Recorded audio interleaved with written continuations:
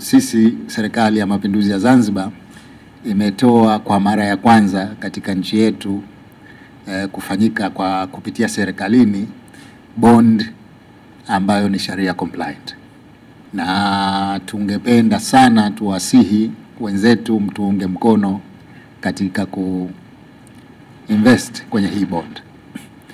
Na wakati tunafanya hesabu za yield ya hii bond, tuliona ukilinganisha na wenzetu bondi zao tulikwenda above ya kwao by then.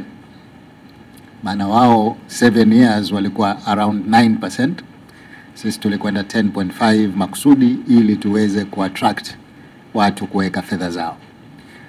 Lakini kama sote tunavyojua, kikubwa zaidi kwenye bondi hii ni kwa wale ambao wanataka kuweka fedha zao katika mfumo wa sharia compliant. Kwa hiyo mabenki yote yenye Islamic window, najua kuna CRDB, najua kuna NBC, kuna NMB, kuna KCB, wote wana Islamic window. Na kama lile uzoefu wetu sisi wa PBZ Islamic window kukosa sehemu za kuwekeza ina apply huko, maana yake hapa sasa sisi tumekuja na sehemu ya kuwekeza. Islamic banks hizi zote lazima wawekeze kwenye sharia compliant investments. Sasa kwetu hapa mara nyingine inakuwa kuna shida ya kuzipata. Hii sisi tumekuja na solution katika hilo. Kwa hiyo tungependa zile fedha zote zilizokuwa accumulated over all these years kukosa sehemu, here you are. Kuna sehemu ambayo ni nzuri kuwekeza kwa rate ambayo ni nzuri kabisa ukilinganisha na market rate at the moment. Kwa hiyo tunawaomba sana mtusaidie kuwekeza huko.